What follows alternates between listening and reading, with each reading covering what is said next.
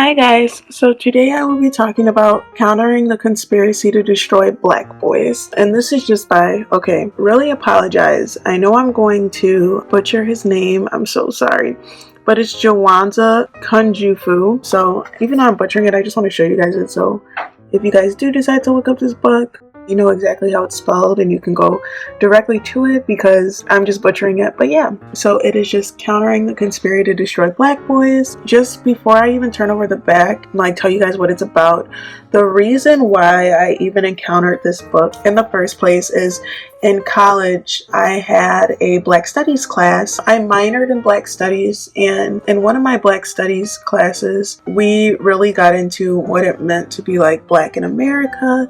And before I even continue talking about this, guys, if this is something that you're if race or just the history behind black men in America or just conspiracies and stuff like that, if that's something you're not interested in or it kind of bothers you or rubs you the wrong way, I don't suggest reading this book. I don't think this is the book for you, and you should probably exit out of this review. I will state my opinion on the book. I'm not going to give my opinion on the topic, but like I said before, guys, if this, even just reading the title, if this is something that you feel like you wouldn't be interested in, I don't suggest reading it. It probably will make you mad by the end of it, and I just wouldn't see why anybody would waste their time reading something that they don't agree with. But yeah, so like I said, I minored in Black Studies and I had a Black Studies class. We tend to read books along this line, but this book, outside of a lot of books, really stood out to me and it resonated with me a lot. So yeah, just flipping over the back, this is the author.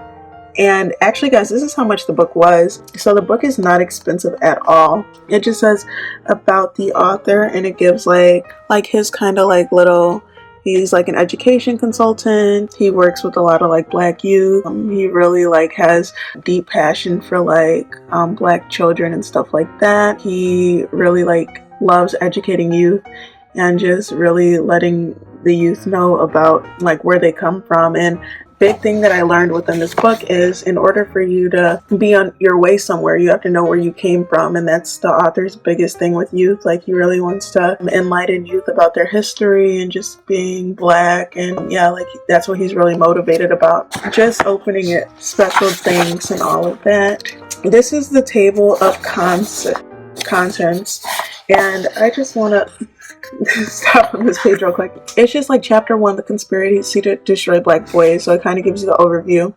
4th grade failure syndrome and male seasoning and counter conspiracy strategies. So this one is just kind of like I said before, just the overview of the conspiracy behind destroying black boys.